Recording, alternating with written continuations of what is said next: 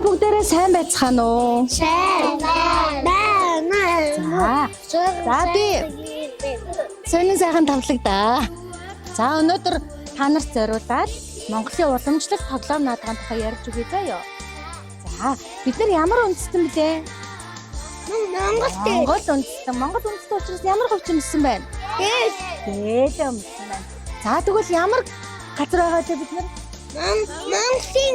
Монгол гэр те.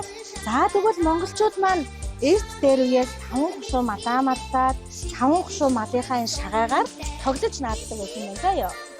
За энэ шагааг мэдэх үү? Мэдээ. За тэгвэл шагаагаар яаж тоглодог вэ хүүхдээ? Багшаа мөр урддаг болно.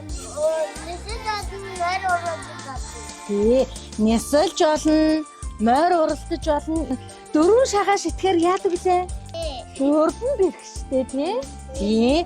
Дөрвөн бэрх буулгаж болно, нясэлж болно. Нясэлж болно, шагаа шүрж болно. Гэх мэтээр маш олон янзаар тоглодог байсан юм байна заяа. Ойлгосноо?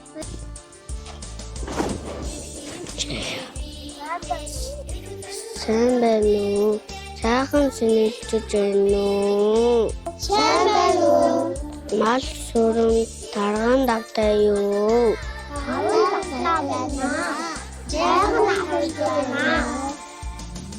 Орон тайвны хэрлэн сумын 9-р цэцэрлэгийн ахлын Б бүлгийн хүүхдүүдтэй хамт за монголчууд бол Монгол гэрт амьдардаг Монгол дээл хугацаамсдаг юм үндэстэн юм байна.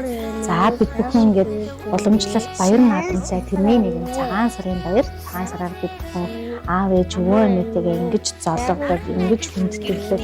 За мөн монголчууд маань 5 хушуу малаа маллан амьдраад 5 хушуу малынхаа ясаар нь шагаагаар нь тоглоом наадгаа гэж тоглодог.